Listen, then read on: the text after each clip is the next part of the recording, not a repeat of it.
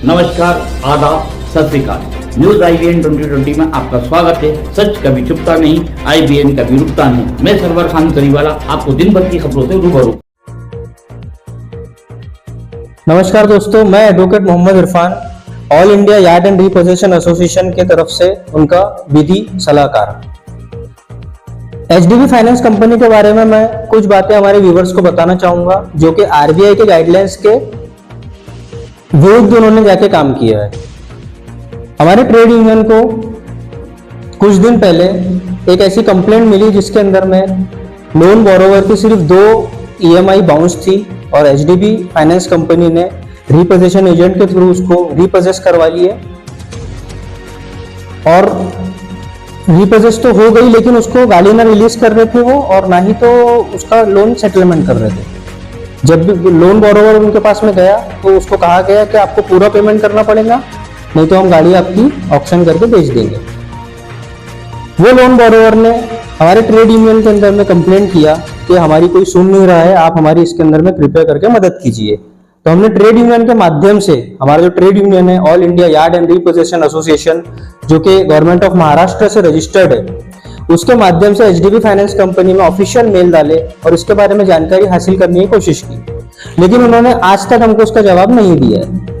हमने reserve bank of India को RTI के अंतर्गत HDB की इस गतिविधि के बारे में इंफॉर्मेशन मांगने की भी कोशिश की, लेकिन जब RBI से HDB फाइनेंस के तरफ लेटर गया तो HDB फाइनेंस कंपनी ने उसका जवाब उनको नहीं दिया। रिटर्न में RBI ने हमको जवाब दिया कि उनके पास में ये डाटा उपलब्ध नहीं है।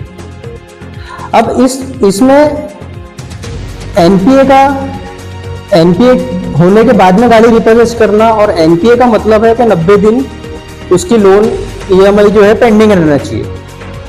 इस केस के अंदर में सिर्फ 60 दिन हुए थे और 60 दिन के अंदर ही उन्होंने गाड़ी को रिपोजेस कर लिए। ये RBI की जो गाइडलाइंस दी हुई है, और RBI के साथ साथ सुप्रीम कोर्ट और हाई कोर्ट ने भी अपने कई केस लॉ के अंदर में बोला है कि NPA होने के बगैर आप गाड़ी को रिपोजेस नहीं कर सकते, लेकिन यहाँ पे ये गलती हुई है।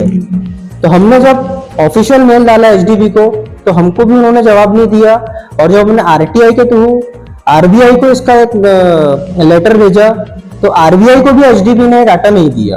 वो डाटा दे भी नहीं सकते RBI को। उसका कारण ये है कि उन्होंने इलीगल एक्टिविटी की है। इलीगल मैं जानबूझ के बोल रहा हूँ, क्योंकि RBI खुद कह रहा है कि जब तक 90 डेज होंगे नहीं तब तक के आप गाड़ी रिपोजेस नहीं कर सकते, क्योंकि वो NPA की कैटेगरी में अकाउंट आता ही नहीं है।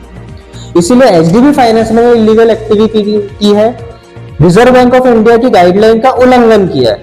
तो हमारा एक नम्र निवेदन है गवर्नमेंट ऑफ इंडिया से, फाइनेंस मिनिस्टर से और chairman of reserve bank of India से, कि आप रिजर्व बैंक ऑफ इंडिया बैंकों और नॉन बैंकिंग फाइनेंस कंपनी के लिए एक रेगुलेटरी और मॉनिटरिंग अथॉरिटी है।